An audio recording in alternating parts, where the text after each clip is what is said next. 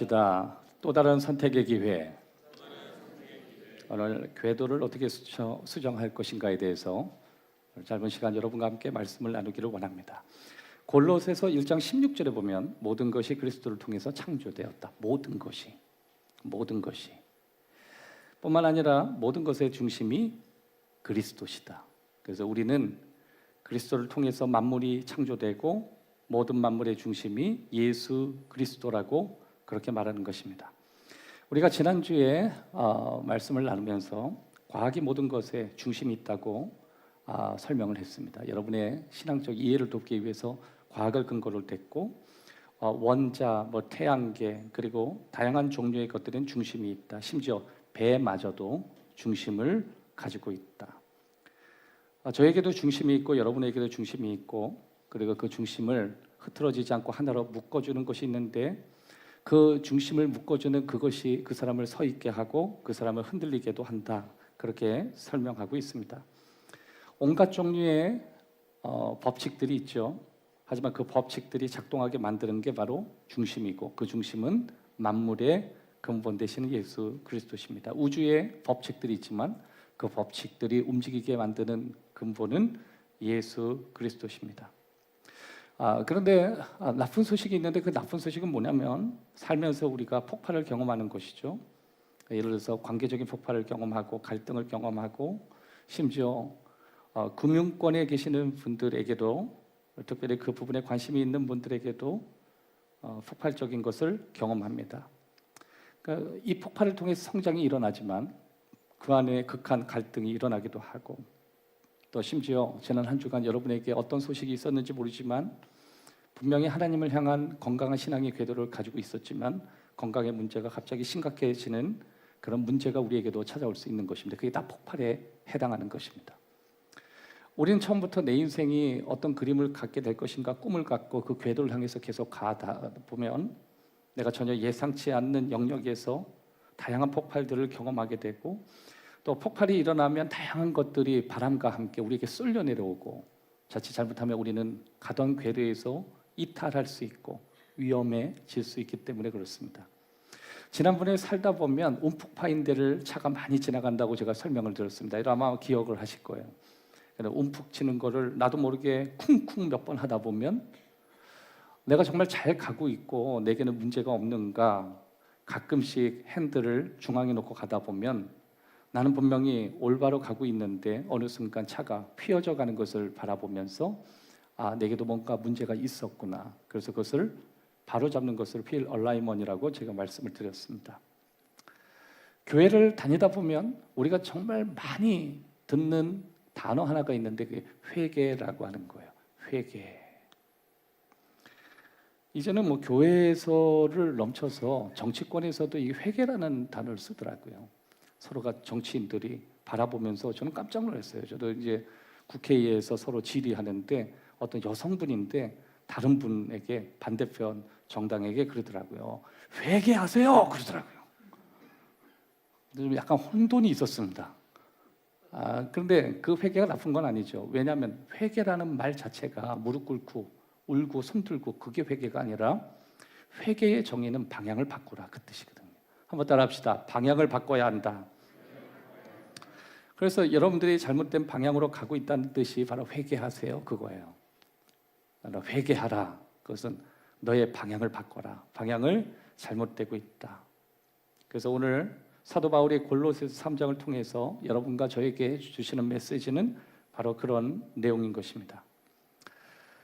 저와 여러분이 지금 지난 몇 주를 통해서 골로새서를 깊이 있게 보고 있는데 제가 여러분에게 접근하는 이 본문의 방식은 모든 절들을 하나씩 구별해서 보는 구절별 방식을 선택한 것이 아니라 각 장에서 우리에게 주는 주제를 선정해서 그 주제의 메시지를 여러분과 함께 나누고 있습니다. 그 주제는 중심에 해당하는 거였습니다.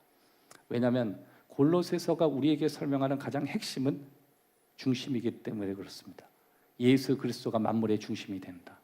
그러므로 너희의 삶의 중심이 되어야 하고 골로새 교회의 중심이 되어질 때 그 중간 과정에 있는 모든 틀어졌던 것들이 다시 제자리로 가게 될 것이다. 그리고 나서 이제 지난주에 여러분과 함께 나누었던 말씀은 지배적인 현실에 대해서 말씀을 또 나눴습니다. 우리의 삶에 무엇이 지배를 할 것인가?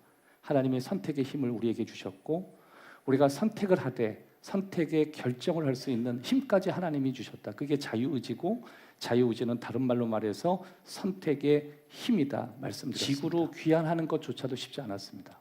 근데 결국 나사에 있는 승무원, 나사에 있는 모든 직원과 그 아폴로 13호를 탄 승무원들이 계속 교진하면서 큰 그림 가운데 우리는 생명을 건진다. 우리는 다시 귀환한다. 그리고 다시 회복된다. 이 큰 그림을 갖고 궤도를 이탈하지 않도록 작은 수정을 하면서 결국 그들은 무사히 도착했다. 아주 감동적인 내용입니다. 그래서 오늘 이 부분에 대해서 우리가 신앙생활을 하고 큰 그림을 갖고 출발을 했지만 1월이 지나고 2월이 지나고 작은 폭발을 경험해서 나도 모르게 궤도가 조금씩 이탈되기 시작하고 처음에 가졌던 마음하고 전혀 다른 방향으로 갈 수 있기 때문에 어떻게 하면 우리의 궤도를 이탈되지 않고 중심을 잡을 것인가, 이 방법으로 3가지를 여러분과 나눌 것입니다. 잘 기억하시고 오늘 여러분에게 큰 은혜의 시간이 되기를 바랍니다. 첫 번째, 우리의 관계의 궤도를 다시 맞춰야 합니다. 우리의 관계의 궤도를 다시 맞춰야 됩니다. 오늘 본문 골로새서 3장 18절에서 19절 우리 함께 읽었으면 좋겠는데요. 다 같이 한번 읽겠습니다. 시작.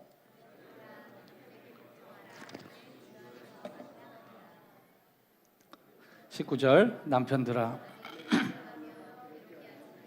여기서 아내, 남편 이렇게 나오죠. 그래 복종하라, 복종하라.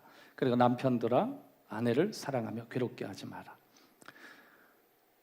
이 내용이 무슨 말을 할까요? 아내, 남편, 부부 세미나를 얘기하는 걸까요? 물론 부부 세미나를 할 때 이것을 구절로 깊이 있게 다룰 수는 있습니다. 그런데 더 큰 그림으로 본다면 이건 관계, 릴레이션십에 대한 말씀이에요. 이건 확장된 개념을 가지고 있는 것입니다. 아내와 남편의 릴레이션십, 관계에 대해서 설명하는 거고 남편과 아내에 대해 관계에 대해서 설명하는 것입니다. 그런데 아내와 남편, 또 남편과 아내, 사실 누군가의 아내가 되고 남편이 된다면 그것은 결혼이 되는 것이고 그 결혼은 어쩌면 다양한 문제 안에 직면하게 되는 것입니다. 결혼의 문제는 사랑이 없는 문제가 아니라 중심이 궤도에서 이탈하는 문제예요. 한번 따라합시다. 사랑의 문제가 아니라 중심이 흔들리는 문제다. 다시 말해서 성경은 뭐라고 얘기하냐면 지배의 문제, 누가 지배를 하고 지배하지 않느냐의 문제가 아니라 정렬의 문제다. 정렬은 뭐예요? 얼라이언 원, 틀어진 것을 잡는 문제다. 그래서 사도 바울이 남편, 아내, 아내, 남편 이 이야기를 하면서 결국 뭐냐면 누가 이기느냐의 문제가 아니라 누가 그리스도 앞에 다시 정렬되는가의 문제다. 그것을 사도 바울이 주 안에서라는 말로 우리들에게 설명하고 있는 것입니다. 저와 여러분들이 맺고 있는 모든 관계의 방향을 정하는 데 있어서 말 그대로 기준이 되는 단어가 뭐냐면 주님 안에서예요. 우리가 이 말씀을 볼 때 제일 먼저 익숙한 단어가 들어오죠. 남편이라는 게 들어오고 아내라는 게 들어옵니다. 왜냐하면 저와 여러분의 위치가 그렇고 신분이 그렇고 그것이 우리에겐 굉장히 큰 영향을 주기 때문에 그것만 들어오지만 그것보다 큰 개념이 in Christ라고 하는 단어예요. 주 안에서. 주 안에서. 여러분, 아내와 남편, 남편과 아내의 중심이 뭐라고 생각하십니까? 누가 이기느냐의 세력 싸움이라고 생각해요? 사도 바울은 골로새 교회에게 나의 점수는 80인데 네가 나에게 해준 건 20밖에 안 됐다. 그거는 전형적으로 상처받은 사람들이 표현하는 방식이고 이게 배우자끼리 이런 스코어 키핑이 일어나기 시작하면 같이 못 살기 시작하는 거예요. 할 때마다 긴장되고 힘들어지고. 그래서 여러분에게 은혜가 지배되는 축복이 있기를 주의 이름으로 축원합니다. 그 대신 그것이 관계를 살리는 게 아니라 스코어 키핑이 아니라 서브예요. 서브. 섬김. 여러분 교회는 섬김이 있어야 돼요. 여러분의 가정에 섬김이 살아야 돼요. 예수님 말씀하셨습니다. 인자가 온 것은 섬김을 받으려 함이 아니라 섬기려 하고 그렇게 말씀하셨습니다. 마가복음 10장 45절의 말씀인데 마가복음이 1장에서 16장까지 되어 있잖아요. 그런데 1장에서 16장까지 되어 있는 저기에 가장 중요한 핵심 구절 하나를 꼽는다면 그 마가복음 10장 45절이에요. 예수님이 인자가 온 건 받으려 함이 아니라 섬기려 하고 내 목숨을 주러 왔다. 이 말을 이건 완전히 의역을 하고 위험하지 않는 순간에 어느 그 방식으로 제가 만약 의역하고 번역을 한다면 이건 여기까지 허용이 돼요. 나는 스코어를 매기러 이 땅에 온 게 아니다. 난 너희에게 너희를 섬기기 위해서 이 땅에 왔다. 여기까지 번역이 가능해요. 물론 그렇게 번역하면 그 성경책을 살 사람은 없을 거예요. 하지만 스코어라는 건 내가 섬김을 받으려 하지 않았다라는 개념과 우리가 어느 정도 배치될 수 있는 내용인 것입니다. 그런데 여러분의 결혼 생활이 과연 스코어를 매기고 있는지 한번 생각을 해볼 필요가 있고, 그러다 보면 누가 더 했는지 자꾸만 계산하지 않고 계산을 내려놓고 그냥 좋은 일 많이 하시면 돼요. 여러분의 좋은 일이 여러분의 의식 속에 계산이 불가능할 정도로 여러분의 섬김을 가지시면 돼요. 내가 언제 뭘 했고 여러분의 기억력이 범위를 넘어갈 정도로 여러분 자체가 서브가 될 때 하나님 원하시는 섬김의 모습이 될 것입니다. 가끔 아빠, 엄마는 대체 집에서 서브가 하는 일이고 아빠들이 서브를 잘 못하거든요. 근데 아빠들이 가끔 가다가 저와 같이 한번 제대로 서브하면 막 낭만에 취해가지고 역시 서브는 이렇게 해야 돼. 그리고 뭐 얘기하면 작년 가을에 내가 서브 했잖아 막 이렇게 얘기합니다. 그런 서브가 아니라 그냥 한 거예요. 그것이 잡이 돼서 항상 일하는, 나도 기억이 나지 않는데 누군가는 기억하는, 그것이 우리의 새로운 정열을 잡아주는 그런 방식이기도 한 것입니다. 이 복종의 핵심은 뭐냐면 내가 가장 잘하는 것을 인식하고 행동하는 거예요. 그리고 내가 가장 잘하지 못하는 것에 대해서 포기하고 내려놓는 거예요. 한번 다 같이 따라 합시다. 내가 가장 잘하는 것을 인식하고 행동하고 잘 못하는 것은 내려놓고 포기한다. 왜냐하면 모든 사람이 내가 모든 걸 잘하지 않는다는 걸 빨리 이해하셔야 되는 거예요. 여러분의 가정은 어떤지 모르겠어요. 저희 가정에 어떻게 됐건 재정적인 게 있다면 저는 제 아내에게 재정권을 맡겼습니다. 제가 어리석기 때문에 맡긴 것이 아니라 저보다 그 부분이 훨씬 더 잘할 수 있고 더 그렇게 하는 게 지금의 시점에서 맞기 때문에 그렇습니다. 아마 제가 누군가 막 퍼주고 사주고 저는 데려가서 뭘 먹이고 이게 특화된 사람이라서 제가 많지 않은 그 사례를 가지고 제 손에 쥐면 아마 저희 가족은 길거리에 나앉게 될 거예요. 그런데 저보다는 훨씬 그 부분에 잘하는 게 아내이기 때문에 아내가 그 일을 하는 게 맞다고 생각하고 저는 제가 잘하는 설교와 그리고 목회에 집중하고 있습니다. 그럼에도 불구하고 저는 사모님한테 감사한 것은 제가 무엇을 잘하고 무엇을 하고 싶은지 잘 이해하고 그것을 도우려고 하고 때로는 제가 가지고 있는 능력보다 더한 능력으로 쳐주고 거기에 투자해야 하고 집중해주는, 어쩌면 조금 더 나아가면 위험할 수도 있는 영역까지도 저에게 투자해주는 그런 어떤 동력자 의식이 저에게 많이 도움이 되는 것입니다.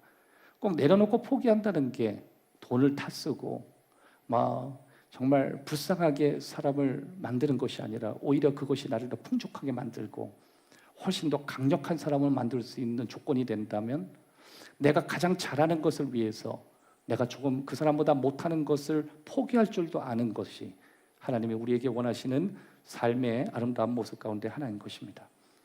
내가 가장 잘 못하는 부분을 다른 사람이 더 잘할 수 있기 때문에 양보하는 것이고 내가 그 부분을 양보한 것 때문에 우리는 훨씬 더 아름다운 관계로 그 부분을 해결할 수 있는 것입니다. 여러분, 우리 교회는 2026년도에 다양한 팀들을 뒀습니다. 가장 잘하는 것과 그렇게 잘하지 못하는 것을 우리는 다 가지고 있고 그 팀 안에서 그 부분에 대해서 가장 잘하는 사람들을 우리가 경험하게 되고 그 사람보다 내가 좀 더 못한다면 그 부분에 대해서 좀 고민해보는, 그래서 아름답고 그 부분을 해결해가는 그런 건강한 공동체를 우리는 세우고 있는 것입니다. 전 여러분이 혹시 결혼 생활을 하고 있다면 오늘 이 사도 바울이 결혼 생활을 이 관계의 어떤 기초적인 걸 다루고 있다면 여러분 결혼 생활을 일단 한번 묻고 넘어가겠습니다. 여러분 지금 결혼 생활에 두 사람 중에 누가 재정적으로 더 낫다고 생각하십니까? 그냥 단순히 여자가 낫다고 생각할 것도 아니고 단순히 남자가 월급을 더 많이 타기 때문에 그런 원시적인 방식도 아니고 누가 더 그리스도 안에서 재정적으로 맞다고 생각하는지. 혹시 여러분 가운데 돈에 너무 취약하거나 어릴 적에 돈에 대해서 너무 힘든 순간을 만나신 분들은 재정적인 데 중심이 안 되시는 게 맞습니다. 왜냐하면 전체를 너무 힘들게 끌어가고 자신의 경험과 자신의 상처를 전체로 반영하기 때문에 그 부분에 대해서는 진지한 대화가 정말 많이 필요한 것입니다. 저는 어릴 적에 제 아내보다 제가 훨씬 더 어려운 삶을 살았기 때문에 제 아내는 어릴 적에 그렇게 어려움을 모르고 지냈다 그러더라고요. 전 정말 너무 재정적으로 어려웠습니다. 아마 제가 우리 가정의 재정적인 걸 책임지면 전 굉장히 짠 사람이 됐을 것이고 전 굉장히 초라하게 인생을 갈 것이고 중년이 되어서 베푸는 삶이 아니라 그냥 나만 집중하고 내 가족만 살피는 작고 아주 작은 사람이 되었을 거예요. 그런데 풍족하게 조금이라도 살았던 사모님이 그 재정을 맡는 바람에 주님께 10의 1조를 드리는 거에 대해서 한 번도 다툼이 있은 적도 없고 오히려 그 부분에 대해서 나보다 더 하면 더 했지 덜 하지 않는 걸 보고 우리가 함께 주님의 교회를 세워가고 하나님과 함께 우리가 기쁘게 즐겁게 넘치고 풍족한 생활을 할 수 있도록 하나님이 이끌어 주셨다. 저는 그렇게 생각하게 됩니다. 여러분 성별은 중요한 문제가 되지 않아요. 이 성별이라고 하는 건 하나님이 우리에게 주신 그냥 재능일 뿐이에요. 중요한 건 누가 가장 무엇을 더 잘하는가요. 그래서 여러분 혹시 아직까지 배우자를 만나지 않은 우리 젊은이들이 있다면 제일 먼저 만나야 되는 건 성격이 어떤 내가 너무너무 사랑하고 내 인생에 반이라도 줄 수 있지만 나도 인간에게 폭발이 일어나는 거예요. 그중에 감정의 폭발이 아주 위험합니다. 특별히 여러분 자녀는 부모의 말을 기억하기 전에 부모가 만들었던 분위기를 먼저 기억한다는 걸 기억하십시오. 여러분이 했던 말이 기억나지 않아도 여러분이 그 분위기를 이끌어간 거에 대해서는 자녀는 말이 아니라 분위기를 기억해요. 그때 분위기가 굉장히 안 좋았다를 기억하는 거지 여러분이 무슨 말로 상처를 줬는지는 별로 그렇게 관심을 갖고 있지 않는 것입니다. 하나님이 세상에 만든 최초의 제도는 가정이라고 하는 제도죠. 아담과 하와니까. 근데 그 제도를 만드시면서 그 제도에 그 인사이드에 뭐가 있냐면 관계라고 하는 게 있어요. 그래서 결혼은 관계, 최초의 관계를 설명하고 더 나아가서 그것은 교회를 보여주는 거예요. 하나님께서 이 결혼, 아담과 하와가 함께 하는 그 삶에 부여하는 힘은 엄청납니다. 왜냐하면 아담과 하와의 결정이 그 후손들에게 영향을 미쳤잖아요. 여기에서 여러분 반드시 가볍게 생각하시면 안 되는 것들이 있습니다. 특별히 부모님들은 잘 듣고 리더들은 잘 들으셔야 됩니다. 부모는 자녀의 건강과 미래를 결정져요.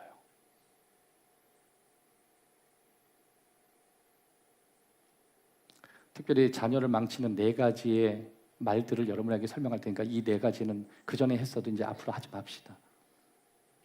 4가지 말. 첫 번째, 비교하는 말이에요. 하나님은 우리에게 비교급을 잘 사용 안 하셔요. 가끔 아이들을 자극 준다고 왜 너는 누구처럼 못하니? 누구처럼, 땡땡처럼. 이 말은 아이에게 어떻게 들리냐면 난 부족하구나. 비교는 동기를 못 만들어내요. 따라합시다. 비교는 동기부여가 없다. 비교를 통해서 동기부여가 되는 게 아니라 열등감이 자극되는 거예요. 비교 대상이 중요한 게 아니라 고유한 대상을 만들어야 되는데 이걸 자꾸만 비교를 해보니 열등감만 커지고 그런데 어쩌라고요? 이렇게 된다고요. 또 한 가지 말은 낙인 찍는 말이에요. 너 원래 그래. 제가 뭘 그래요? 그냥 원래 그래. 너는 딱 그래. 근데 우리도 가끔 너무 아이를 잘 알다 보면 이 말이 그냥 입에 뱄어요. 자, 우리 성도들하고 한번 연습을 해봅시다. 정말 저를 따라서 하셔야 돼요. 자, 좌우 없으면 앞뒤. 성도님은 원래 그러십니다. 한번 해보세요. 해보세요 한번. 성도님은 원래 그러세요. 자, 웃으면서 해보세요. 성도님은 원래 그러시네요. 헷갈려. 좋은 말이야? 나쁜 말인가? 헷갈리면 하지 말아야 돼요. 이게 나쁜지 좋은지 몰라. 원래 그래. 당신은 원래 그래. 그러다가 여기다 억양을 한번 이게 임상이에요. 여러분 이게 지금 대학원 수업 듣고 계시는 거예요. 옆 사람한테 이렇게 해보세요. 당신은 원래 그래. 그래 봐요. 뭐 하고? 뭐? 원래 그래? 니도 원래 그래. 엄마도 원래 그래. 아빠도 원래 그래. 원래 말이야. 나는 항상 그게 문제야. 낙인 찍는 거예요. 성경은 행동을 잡지만 가치는 안 무너뜨리거든요. 넌 원래 그래가 아니에요. 넌 하나님의 자녀야. 하나님은 이스라엘 백성을 혼내면서 너가 누군지는 명확히 얘기했어요. 너는 택한 자녀다. 너가 매를 얻어맞더라도 네가 누군지는 잊지 마라. 정체성을 건들지 않아요. 또 하나, 감정을 무시하는 거. 부모가 그렇게 힘들다고. 야, 옛날에 소나무 아빠는 뭐 껍질 벗겨먹고 죽 끓여 먹어서 막 소나무가 뭔지도 모르고. 근데 부모님들이 말하게 되겠죠. 아이들이 뭐 소나무 껍질을 왜 먹는지, 물 담아 먹는지. 애들은 그냥 추우면 추운 거고, 현대의 어떤 시스템이 그런 거니까. 네? 야, 아빠는 말이야, 비 새는데 우산 들고 잤어. 막 그래. 이거 아무것도 아니야. 야, 우리 집에는 고드름이 내렸어. 야, 막 그래. 그 정도 가지고 왜 울어? 여러분 그거 아세요? 여러분에겐 1억 때문에 눈물이 나지만 아이는 볼펜 한 자루 때문에 죽고 싶어 해요. 내가 보는 세상이 전부일 수 있는 거거든요. 그럴 수 있구나. 그렇겠구나. 근데 동일한 감정이 겹칠 수 있는 거예요. 뭘 그거 가지고 힘들어. 그 사람은 그것을 수용할 수밖에 없는 사이즈밖에 안 되는 거예요. 뭐 그럴 수 있겠다. 이해는 안 되죠. 여러분 저도 아이들이 힘들어하는 거 보면 제가 살아왔던 청소년기부터 말도 안 되는 스페셜한 힘든 경험들이 있었기 때문에 전 아이들이 힘들다는 걸 받아들이기가 정말 어려워요. 전 정말 그럼에도 흔들리지 않았으니까. 근데 그거는 나의 길이고 그들의 길은 힘들 수 있는 거잖아요. 스타벅스 갈 수 있는 커피 한 잔 먹을 돈이 없어서 울고 싶을 수 있는 거고, 다른 친구 아이패드 가지고 있는데 난 아이패드가 없는 것 때문에 내가 세상에 살 소망이 없는 거고, 이게 또 병적으로 가면 오락 게임을 하는데 아이템 하나가 없어서 막 죽고 싶다. 막 그래, 아이템으로 맞아봐라 이 말.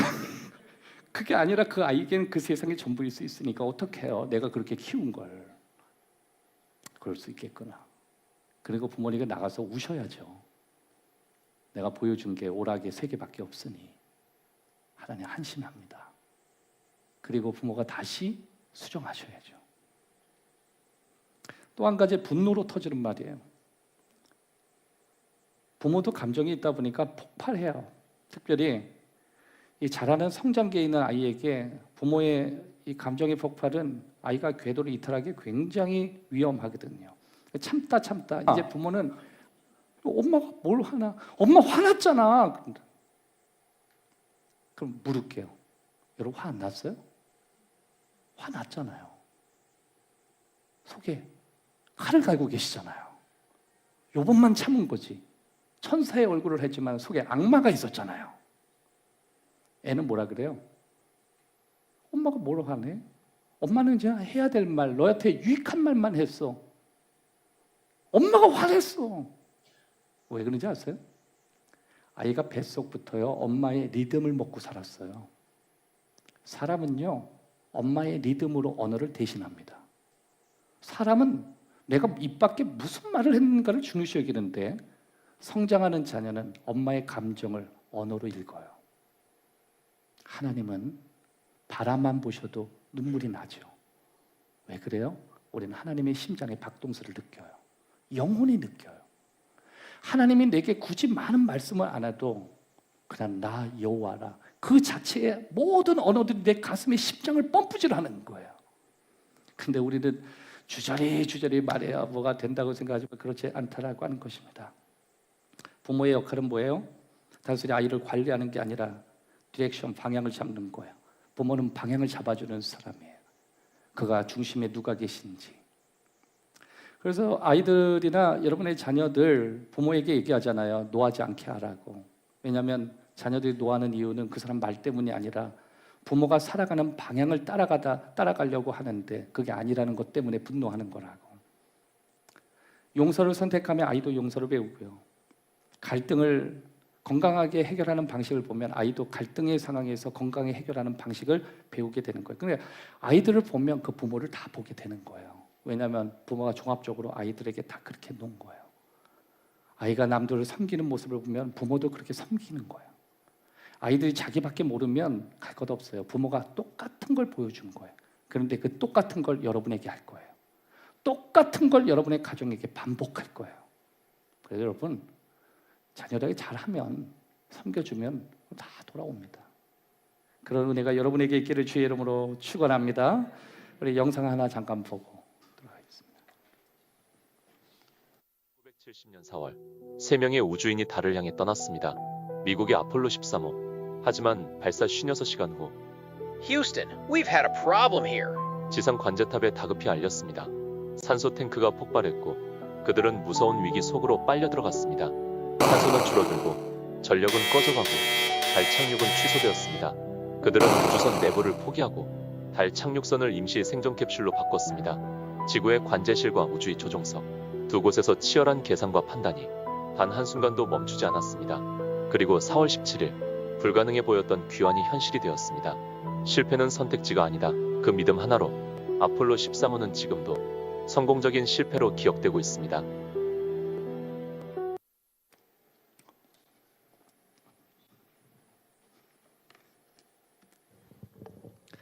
사랑해요. 주의 잡이 날 붙드네. 내 평생에 주의 손이 하루의 때부터 잠이 들 때까지 하나님의 선하신 노래해. 다시 한번 고백합시다. 사랑해요. 주의 잠이 날 붙드네. 내 평생에 주의 손이 붙드네. 아침에 깰 때부터 잠이 들 때까지 하나님의 선하신 노래해. 내 평생 신실하신 주, 내 평생 선하신 하나님, 내 모든 호흡을 다해 하나님의 선하신 노래. 우리 그 자리에 한번 일어나서 부릅시다. 사랑해요. 주의 잡이 날 붙드네. 내 평생에 주의 손이 붙드네. 아침에 깰 때부터 잠이 들 때까지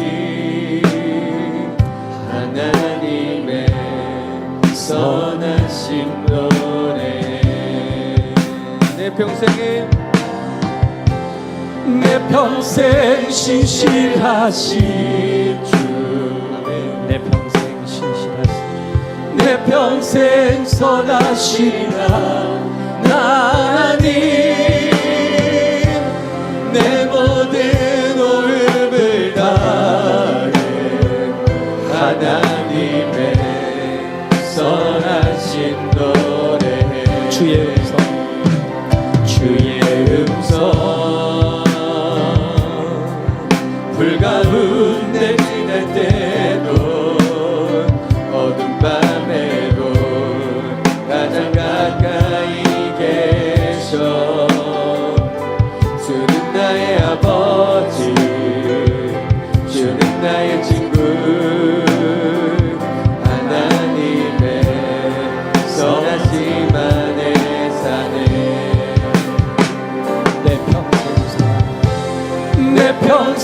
평생 신실하신 주님,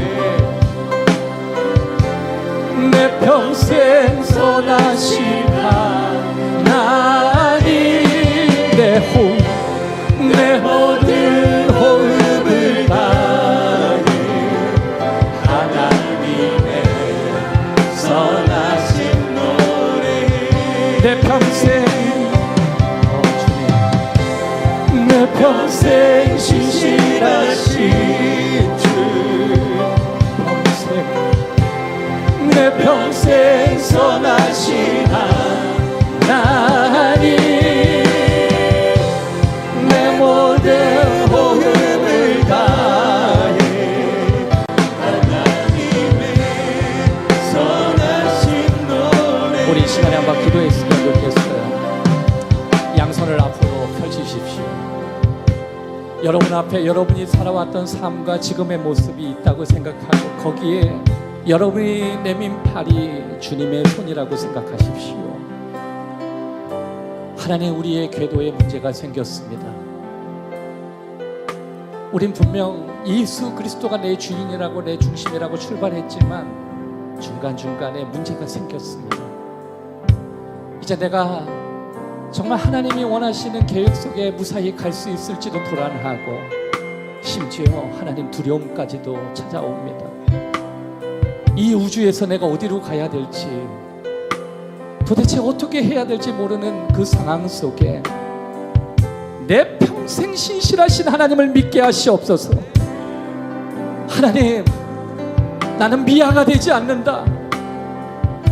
하나님이 내 작은 문제의 수정을 통해서 반드시 하나님이 원하는 계획 속에 들어가게 하신다. 하나님이 나를 지켜주신다. 그게 재정적인 문제라도, 그게 건강의 문제라도, 그게 인간관계의 문제라도, 내가 예상치 않은 문제가 내 인생에 나를 휘어지게 했을지라도 신실하신 하나님이 나를 지켜주심을 믿습니다. 우리 가정을 지켜주실 줄 믿습니다. 사랑하는 내 사랑하는 이들의 삶을 책임져 주실 줄 믿습니다. 우리 이 시간에 통성으로 기도합시다. 살아계신 아버지 하나님, 이 시간에 기도합니다. 오, 내 신실하신 주님, 내가 원했던 길이 이 길이 아니었습니다. 내가 바라는 길이 이 길이 아니었습니다. 하나님 가르쳐 주시고, 하나님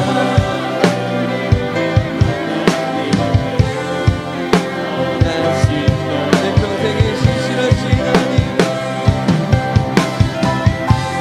내 평생 신실하신 주, 내 평생 선하신 하나님, 내 모든 호흡을 다해 하나님의 선하신 노래, 내 하나님의 선하신 노래, 내 하나님의 선하신 노래. 할렐루야. 우리 좌우에 있는 분을 격려하면서 힘내십시오. 사랑합니다, 축복합니다 격려하시고 그 자리에 앉아주십시오. 마지막 세 번째, 우리 삶의 분위기를 다시 바꿔야 합니다. 우리 삶의 분위기. 고린도후서 3장 17절, 주는 영이시니 주의 영이 계신 곳에는 자유가 있느니라. 여러분, 이 말씀을 어떻게 이해하십니까? 이거를 좀 더 여러분이 이해하기 쉽게 이렇게 설명하겠습니다.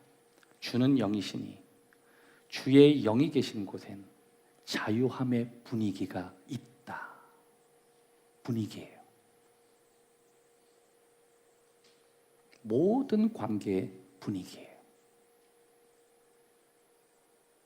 분위기는 말보다 강력해요. 그 분위기는 그 사람의 중심이 어디 있는지를 설명하는 거예요. 예수 그리스도가 중심이면 두려움의 분위기에서 자유함으로 가고, 혼란스러운 분위기에서 명확하게 가고, 상처받는 분위기에서 회복으로 바뀌어요. 우리 인생의 문제는 문제, we have a problem이 아니에요. 문제가 생겼다는 게 아니라 문제 때문에 가던 궤도가 이탈되는 거예요. 내가 이 문제 때문에 예수님 믿지 않겠다. 내가 이 문제 때문에 신앙생활 포기하겠다. 내가 이 문제 해결하기까지는 하나님께 안 돌아오겠다. 궤도 이탈이 문제인 거예요. 문제는 계속 발생해요. 지금 혹시 여러분에게 경제적인 어떤 비즈니스의 문제가 있다면 그 문제 해결하면 여러분의 건강의 문제도 찾아올걸요. 그 문제가 다 되면 자녀가 속썩일 수 있는 것이고, 폭발은 계속 일어나요. 막 흔들리는 거고, 바람도, 우주의 각종 쓰레기들이 나를 터뜨리기 위해서 막 몰려 들어와요. 근데 뭐예요? 작은 수정을 통해서 궤도를 이탈하면 안 되는 거예요. 여러분, 처음에 내가 처음 주를 만났을 때 외롭고도 쓸쓸한 모습 말없이 홀로 걸어, 이 찬양을 했잖아요. 이 찬양을 했을 때 뭐예요? 그게 여러분이 처음이었는데, 청령 그분이 내 영혼 구원했나, 중심에 예수님이 오셨던 거거든요. 근데 신앙생활 한 20-30년 정도 하다 보니까 조금씩 빗나갔는데, 이거는 요만큼의 빗나가며 내가 돌아갈 아버지와는 전혀 상관없는 곳으로 가는 거예요. 그래서 불안한 거예요. 나이가 들어서 불안한 것도 아니고, 여러분이 은퇴하셨다고 불안한 것도 아니고, 돈이 없으셔서 여러분, 돈이 없으면 남들만큼 호화롭게 못 살아도요, 국가가 다 어쩔 땐 도와줍니다. 끊임없이 불안한 거예요. 왠지 아세요? 여러분 중심에, 우리 중심에 하나님이 안 계셔서 그래요. 어떤 사람은 죄 짓고 나서 중심에 예수님을 모시고 나서 평안하게 눈을 감잖아요. 저와 여러분은 또 집에 가서 맛있게 먹고 분위기 해치지 말고 내가 행복해하고 내가 즐거워. 그 분위기는 아주 좋아요. 막 예수 그리스도가 막 춤을 추고 다니는 분위기가 돼요. 그게 여러분의 가정일 거예요. 그렇게 되기를 바라요. 그런 걸 꿈꾸십시오. 그렇게 되기를 노력합시다. 그런 은혜가 여러분에게 있기를 주의 이름으로 축원합니다. 두 가지 질문하고 오늘 말씀을 맺기를 원합니다. 첫 번째, 여러분에게 한번 질문하고 싶어요. 이건 분위기에 대한 진단인데요. 내가 누군가와 함께 아니면 어떤 곳에 대화에 참여할 때 내가 들어가면 내 존재는 어떤 분위기를 만들어낼까 체크해 보십시오.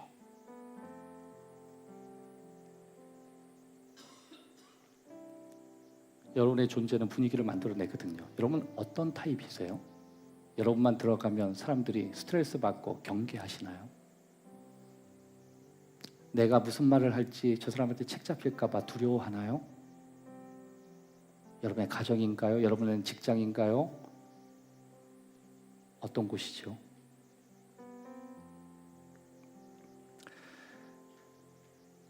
언어적으로 비언어적인 의사소통을 통해서 말로도 전해질 수 있고 행동으로도 보여줄 수 있고 사람들의 행동, 반응, 몸짓, 언어 다 드러나거든요. 내 존재가 대화에 들어갔을 때 어떤 분위기가 되는가 그걸 체크해 보셔야 돼요. 그리스도의 중심이 되면 분위기는 달라져요. 집안에 사춘기 있는 자녀가 되면 그 아이만 두면 좋았던 분위기가 다 깨지는 이유가 사춘기는 정상이 아니기 때문에 그래요. 갱년기를 가지고 사춘기 부모가 있어도 좋았던 분위기가 엄마 눈치를 보는 이상한 현상이 되니까 중심을 잃어버려서 그래요. 집안에 환자 하나가 있으면 집안 분위기 이상해져요. 저희도 여러분 제가 일주일 동안 콜록콜록 했거든요. 병원에 가서 독감인 줄 알고 했더니 독감은 아니고 기관지염 뭐 비슷한 건가 봐요. 야, 세상에 예배를 못 드렸어요. 막 10분마다 막 기침을 하는데 막 이 가슴에서 나오는 여러분 그 경험해 보셨잖아요. 막 분위기 그 자체로 해쳐버리더라고. 지금 이거 상태 굉장히 좋은 거예요. 그러면 여러분 전 두 가지 초이스를 할 수 있었습니다. 탁 나가서 말 걸지 마. 나 지금 상태 안 좋거든. 말 걸지 마. 나 짜증 나니까. 이럴 수 있는데 비록 몸은 힘들어도 우린 분위기를 그리스도가 중심에 있는 사람은 아무리 웃어도 웃는 거에 한계가 있으니 분위기를 안 깰 수 있는 거거든요. 맛있는 거 있으면 기침을 하더라도 대화할 수 있고 끼역끼역 구겨 나와서 그 자리에 앉아가지고 힘들다고 막 물 먹고 도와줘요. 가족들이 이렇게 물도 먹으라고 타가지고 뭐도 갖다 주고 동력자잖아요. 고맙잖아요. 세상에 우리가 100년을 살겠습니까? 그런 가족 따뜻한 사랑을 또 받으면서 그렇게 나도 그 대화 속에 분위기에 젖고 싶어서 가끔 저도 그 분위기 망쳐봤거든요. 이거 안 되겠다 싶어가지고 들어가서 저도 감정을 폭발해봤는데 버려지더라고요. 그래서 혼자 컴컴한 방에 문 닫고 묵상하는데 아이들은 아마 그럴 것 같아요. 왜 그런 거야? 나만 바보가 되는 것 같아요. 그래가지고 작전을 바꿨어요. 자유로운 분위기로 가자. 주님이 알아서 하시겠지. 두 번째, 대화를 나눌 때 어떤 분위기 속에 내 존재가 드러나기를 여러분 기도하십니까? 여러분과 제가 어디를 가든 예수님이 나를 통해서 보여지는지 이 문제를 고민하고 여러분이 분위기를 이끌어 가셔야 되는 것입니다. 예수 그리스도는 분위기를 잡는 분이 아닙니다. 내가 다른 모임을 해서 분위기를 잡기 위해서 가는 게 내 인생의 목표라는 게 아니라 하나님의 나라, 하나님을 보여주기 위해서 그 분위기를 이끌어 가야 되는 것입니다. 예수님은 좋으신 분이니까 내 분위기가 얼어붙지 않도록 내가 거기에 헌신해야만 예수님이 보여줄 수 있고, 이럴 때 예수님이 화를 내셨을까? 이럴 때 예수님이 이렇게 섬기지 않으셨을까? 이렇게 예수님이, 근데 성경에 보면 예수님은 죽기까지 자기 몸을 내어주고 당신은 희생하셨거든요. 그럼 내 고집이지 주님이라면 이렇게 행동은 안 했을 것이다. 그리고 자기 자신을 내려놓고 그런 믿음으로 걸어가는 거예요. 우리가 그런 문제가 생겼다는 그 순간, 우리 그런 경험을 가지고 있을 때 하늘에서 응답이 올 거예요. 잘못된 방향을 바로 잡아주실 거예요. 천국에 대한 것, 내가 죽어서 천국 가고 구원 가는 건 우리의 선택의 문제가 아니에요. 그러나 중간에 we have a problem, 문제가 생겼습니다. 이건 내가 선택해야 돼요. 그분의 수정을 받아들일 것인지 아니면 살아왔던 데 귀찮으니까 이대로 갈 것인지, 하나님은 우리가 수정하기를 원하십니다. 가정 안전한 땅에 하나님 올해 2026년도 우리를 이끌어 주실 줄 확신합니다. 여러분에게 주의 은혜가 넘치기를 주의 이름으로 축원합니다. 살아계신 하나님 아버지, 오늘도 내 평생 신실하신 하나님이 우리를 지키시고 보호하여 주심을 믿습니다. 왕 되신 하나님, 우리의 전부가 되시고